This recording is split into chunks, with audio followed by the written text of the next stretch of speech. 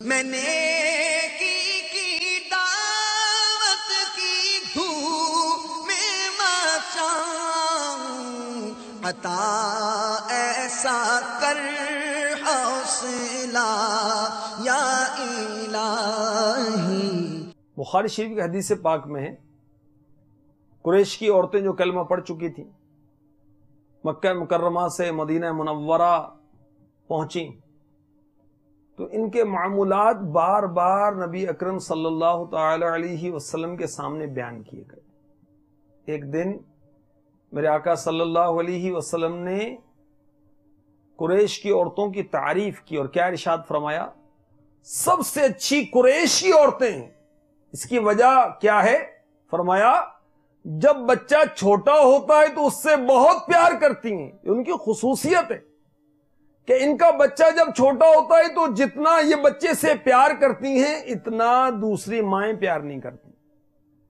قریش کی عورتیں اس لیے افضل ہیں کہ اپنے بچے کے ساتھ بچپن میں جس طرح یہ پیار کرتی ہیں، جس طرح یہ شفقت کرتی ہیں، دوسرے علاقوں، قوموں اور قبائل کی مائیں اپنے بچوں کو ایسا پیار نہیں دیتی۔ فرمایا جتنا یہ اپنے شوہر کے مال کا خیال رکھتی ہیں اتنا دوسری عورتیں اپنے شوہر کا خیال نہیں رکھتی۔ تو فضیلت کی دو وجہیں، اولاد کا خیال اور شوہر کے مال کا خیال۔ معجم الکبیر حدیث نمبر 28، میرے آقا صلی اللہ تعالی علیہ وسلم نے فرمایا ہر وہ عورت جو اپنے شوہر کی اطاعت کرتی ہے، اس کا کہنا مانتی ہے اور اس کا حق پورا کرتی ہے، اور اپنے شوہر کی صفتیں بیان کرتی ہے، اس کی خوبیاں بیان کرتی ہے، اس کے مال میں خیانت نہیں کرتی اور اس کی ذات میں خیانت نہیں کرتی۔ ذات میں خیانت نہیں کرتی یعنی اپنا کردار ستھرا رکھتی ہے، شوہر کا حق دیا، اس کی اطاعت کی، یہ باتیں اس میں موجود ہیں، مال کی حفاظت کی، تو کیا ہوگا؟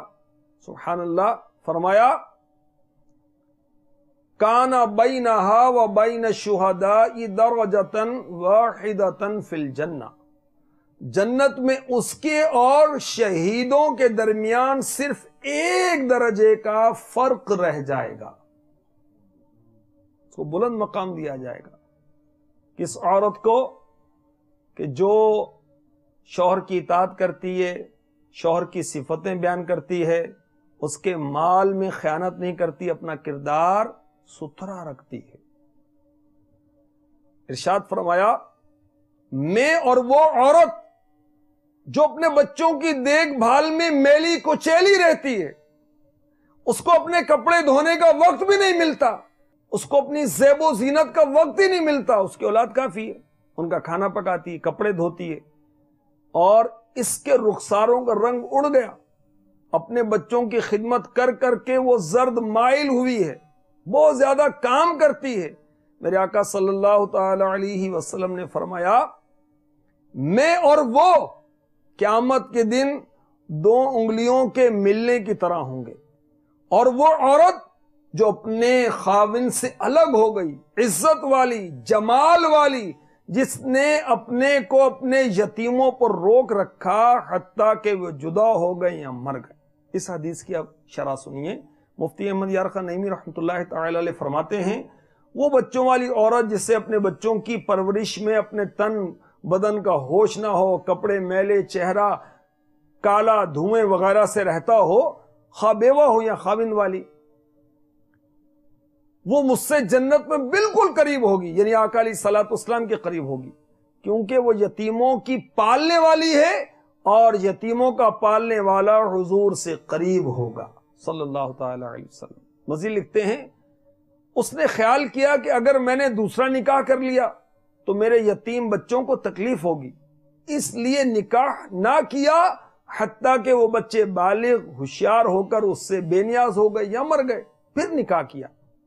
مرقات نے فرمایا اس بشارت میں طلاق والی عورت بھی داخل ہے۔ فقیر کہتا ہے جس کا خاوند گم ہو گیا یا دیوانہ ہو گیا، غرض کسی طرح خاوند کی سرپرستی سے محروم ہو گئی، ان سب عورتوں کا یہی درجہ ہے۔ میرے آقا علیہ الصلوۃ والسلام نے فرمایا جو عورت اپنی اولاد پر بیٹھی رہے گی وہ جنت میں میرے ساتھ ہوگی. ارشاد فرمایا مسند ابی یعلا حدیث نمبر 6651، سب سے پہلے جو دروازہ جنت کھولے گا وہ میں ہوں، مگر میں ایک عورت کو دیکھوں گا کہ مجھ سے آگے جلدی کرے گی. میں فرماؤں گا تجھے کیا ہے اور تو کون ہے؟ وہ عورت عرض کرے گی میں وہ ہوں کہ اپنے یتیموں پر بیٹھی رہی.